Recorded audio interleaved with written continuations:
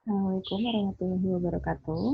Pada video kali ini saya akan menjelaskan atau saya akan sharing terkait dengan materi Property Plant and Equipment. Sumber pustaka yang saya gunakan adalah buku Intermediate Accounting dari KISO, IFRS Edition, volume ketiga. Jadi, subbahasan yang akan saya bahas itu terkait dengan pertukaran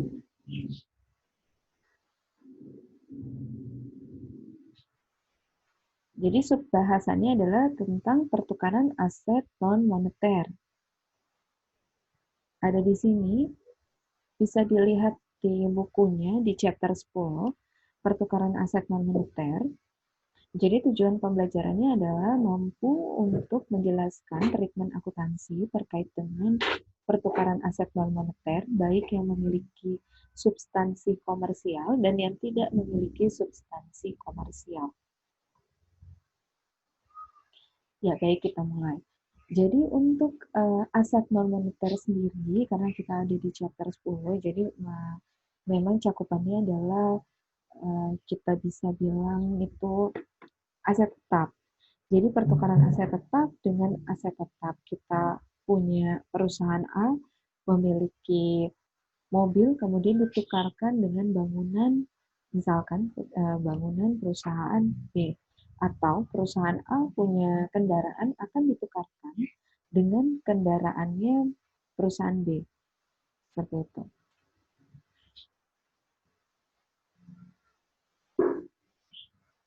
Ya, jadi untuk pertukaran aset itu sendiri nanti kita harus ketahui nih, apakah pertukaran tersebut itu ada substansi komersial atau tidak. Jadi, bagaimana caranya, bagaimana cara mengetahuinya?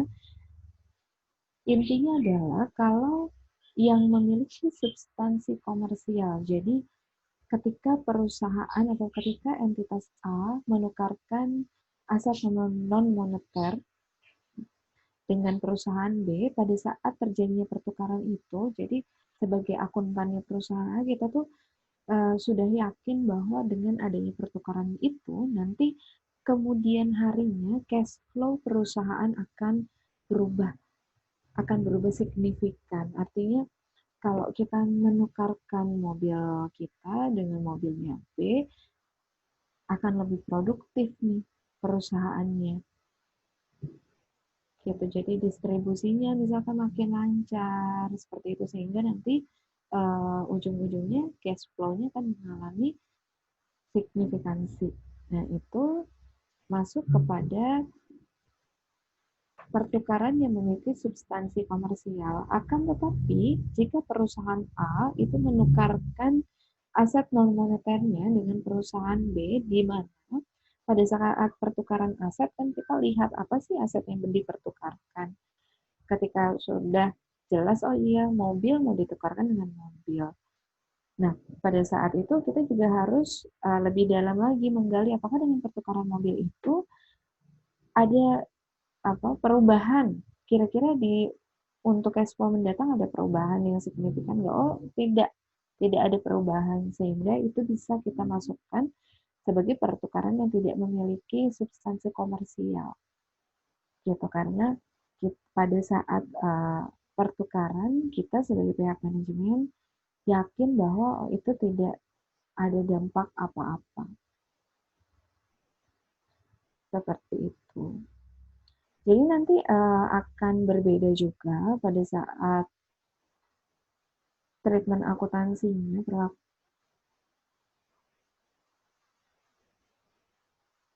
Kita coba contohnya langsung kepada pertukaran dengan substansi komersial. Jadi tadi ketika kita menukarkan non-monetary aset A dan B, itu ternyata kita sebagai perusahaan yang menukarkan non-monetary aset itu yakin bahwa ada cash flow yang signifikan akan berubah ketika terjadi pertukaran tersebut. Gitu.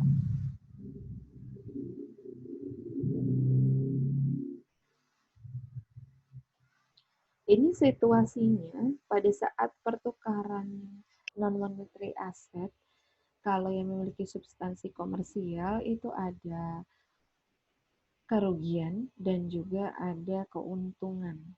Kita coba lihat bagaimana contoh soalnya langsung saja.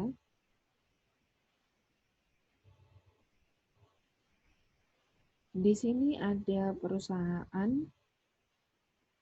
Jared Business Solution. Jadi dia menukarkan mesinnya. Dia menukar mesinnya dengan perusahaan dan dia yakin bahwa atas pertukaran mesin tersebut itu memiliki substansi komersial ya tadi ditandai dengan adanya uh, apa judgement dari manajemen bahwa oh iya ini nanti ke depannya ada cash flow yang secara signifikan akan berubah atas pertukaran tersebut. Nah, kita harus tahu dulu sebagai perusahaan Jared-nya kita harus tahu bahwa book value-nya mesin mesin lamanya berapa book value-nya. Ternyata book value-nya adalah 8.000 atau carrying value-nya. Jadi dari mana dapatnya? Dari harga perolehan original cost dikurangi dengan accumulated depreciation. Itulah dapat book value atau carrying value.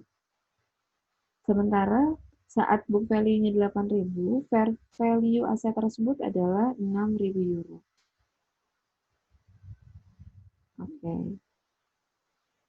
Nah, sekarang pada saat aset tersebut ditukarkan, ternyata aset barunya itu memiliki harga pada daftar harga tuh sebesar 16.000 euro.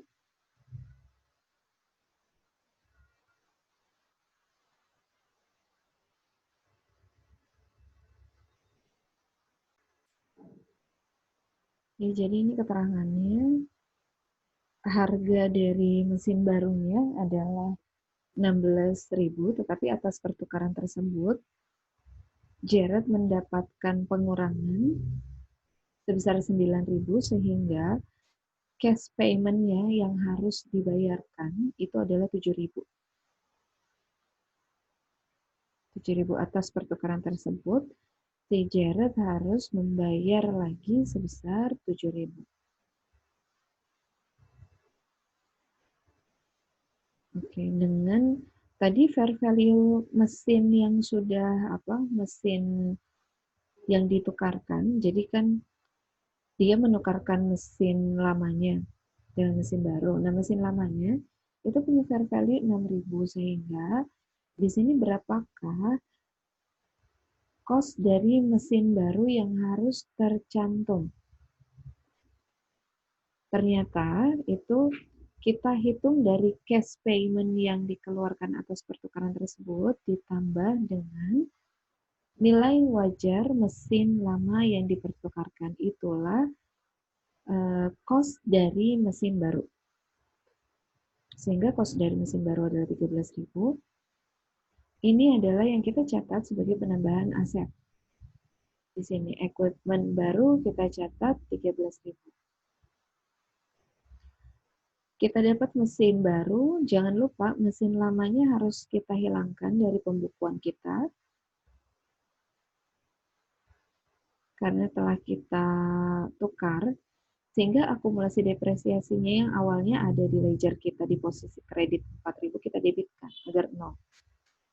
Kemudian untuk equipment-nya sendiri, itu dia punya original cost-nya 12.000, awalnya kita debitkan, pada saat kita eliminasi akan kita kreditkan sebesar 2.000. 12.000, sorry. Kemudian kita catat pengeluaran kas 7.000 atas pertukaran tersebut. Nah, di sini bagaimana mendapatkan loss disposal sebesar 2.000. Loss disposalnya itu adalah kita bandingkan antara fair value mesin lama dikurangi dengan book value mesin lama, itulah loss daripada pertukaran mesin kita. Ya, karena ternyata book value mesin lamanya itu kita catatkan lebih tinggi, padahal di pasaran itu lebih rendah. Sehingga kita di sini mengakui adanya kerugian atas pelepasan mesin sebesar 2.000. Jadi sekali lagi 2.000-nya adalah didapat dari nilai wajar mesin lama dikurangi dengan book value mesin lama. Posisinya book value-nya lebih tinggi, makanya ada kerugian. Sehingga ini entry-nya atas pertukaran dengan substansi komersial posisi loss equipment 13.000, akumulasi depresiasi equipment 4.000, loss on disposal equipment 2.000, kemudian di kreditnya equipment yang kita lepas 12.000 dan kas yang kita keluarkan atas pertukaran 7.000 balance. Ini ada di ilustrasi 10.12. Kita lanjut pada treatment akuntansi. Ini terkait dengan masih di pertukaran non-monetary asset, posisi kalau ada substansi komersial, tapi di sini gain. Jadi perbedaannya kalau awal kita catat loss, kalau untung ya kita catat gain. Nah ini ada ilustrasinya juga di ilustrasi 10.13. Itu kita lihat contoh soalnya, PTA itu menukarkan truknya. Original cost-nya 64.000, kemudian akumulasi depresiasinya 22.000. Jadi ini pada saat dipakai itu dia memutuskan untuk dilepas karena ini sudah ada akumulasi depresiasi sebesar 22.000. Sehingga kalau kita lihat dia punya book value-nya atau carrying value-nya adalah 42.000. Nah, sementara truk lamanya itu akan ditukarkan dengan truk baru dengan fair value truk lamanya adalah 49.000. Nah, kemudian ternyata atas pertukaran tersebut PTA-nya itu harus membayar kas tambahan sebesar 11.000. Maka berapakah original cost dari truk barunya? Bagaimana caranya? Caranya adalah fair value dari truk lamanya, karena ini similar, jadi kita pakai similar asset ya, truk diganti dengan truk gitu. Jadi ini fair value si truknya kita tambahkan dengan kas yang kita keluarkan. Atas pertukaran tersebut itu dapatnya original cost untuk truk baru 60.000. Nah sekarang bagaimana gitu gain dan loss-nya? Kita harus menentukan apakah dia gain atau loss. Di sini kita lihat, kita bandingkan antara fair value dengan book value mesin yang lama. Ternyata fair value-nya kan 49.000, tetapi book value-nya adalah 42.000. Kita punya aset di buku kita 42.000, tetapi dinilai oleh pasar 49.000. Aset kita dinilai pasar lebih tinggi. Sehingga dalam hal ini kita memiliki keuntungan atas pertukaran tersebut. Oke. Sebesar 7.000 di sini gain. Sehingga atas pertukaran tersebut, journal entry yang terbentuk adalah truk yang baru. Ini yang tadi kita sudah cari, 60.000 kita pindahkan di sisi debit. Kemudian karena kita melepas aset lama, maka harga perolehannya harus kita eliminasi.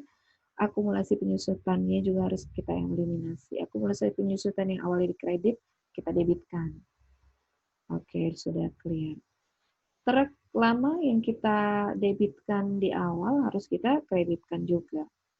Kemudian gain-nya harus kita catat. Gain ini adanya di sisi kredit ya.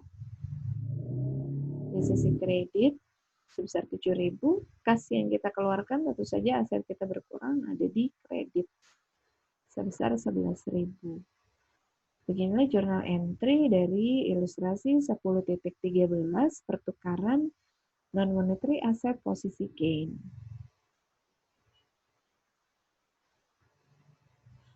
Nah, sekarang kebalikan dari adanya substansi komersial. Nah, ini ada like commercial substance, pertukaran aset non-moneternya ternyata tidak memiliki substansi komersial. Kenapa? Karena dengan adanya pertukaran tersebut ternyata perusahaan yakin bahwa tidak ada cash flow yang signifikan akan berubah atas transaksi tersebut.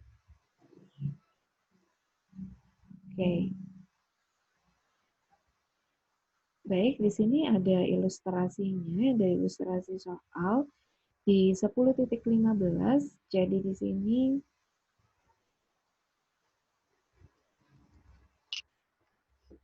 oke. Oh ya, ini seharusnya sama nih soalnya.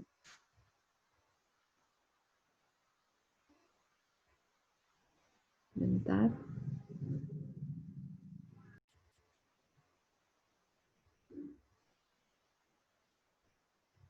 Oke, ini ilustrasi soalnya sepertinya sama dengan yang ilustrasi 10.14.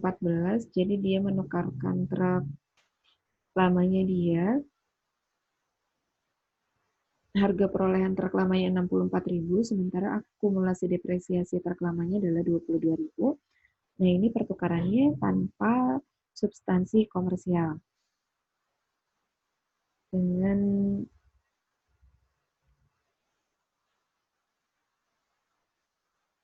dia mendapatkan kas tambahan sebesar 11.000. Nah, bagaimana cara untuk mendapatkan harga perolehan dari truk barunya kalau tidak ada substansi komersial atau lack of commercial substance. Jadi kita bisa tambahkan book value truk lamanya, itu kita tambahkan dengan cash paid-nya. Nah, di sini dapatnya 53.000, sehingga 53.000 inilah yang akan kita jadikan dasar sebagai original cost untuk truk baru. Nah, kemudian ini sama saja, akumulasi depresiasinya kita debitkan, karena truk lamanya mau kita hapuskan. Baik akumulasinya maupun harga perolehan truknya sebesar 64.000 akan kita kreditkan. Kemudian atas kas yang keluar itu kita catat 11.000 di kredit. Seperti inilah journal entry pada ilustrasi 10.15. Jadi bisa kita lihat bahwa yang berbeda atas pertukaran substansi komersial dengan lack of commercial substance itu adalah pada akun gain atau loss-nya. Untuk pertukaran tanpa substansi komersial atau sedikit substansi komersialnya, itu dia tidak mencatat adanya gain atau loss-nya. Karena tidak ada proses membandingkan antara fair value aset lama dengan book value aset lama. Kalau yang dengan contoh ilustrasi sebelumnya, itu kan kita ada membandingkan kenapa loss, kenapa gain, karena kita bandingkan fair value aset lama dengan book value aset lama ketika dipertukarkan. Tetapi untuk yang lack of commercial substance tidak ada proses seperti itu. Kenapa? Karena memang dalam pertukarannya sendiri itu tidak ada cash flow yang signifikan berubah atas pertukaran tersebut, sehingga tidak perlu secara akuntansi tidak ada perbandingan antara dua variabel ini. Oke, baik, kesimpulan dari materinya adalah untuk pertukaran aset non-moneter dengan substansi komersial itu adalah pertukaran di mana perusahaan itu yakin bahwa dengan pertukaran aset non-moneter tersebut itu mendatangkan perubahan cash yang signifikan, cash flow di masa depan yang signifikan. Sementara yang lack of commercial substance tentu kebalikannya. Secara akuntansi, untuk yang memiliki substansi komersial, harus mencatat adanya gain atau loss, tergantung apakah fair value-nya lebih besar dari book value-nya atau tidak. Gitu. Tetapi untuk yang lack of commercial substance, secara akuntansi tidak perlu dilakukan adanya pencatatan antara gain atau loss-nya. Ya, baik, sekian materi pembahasan kita terkait chapter 10. Terima kasih. Assalamualaikum warahmatullahi wabarakatuh.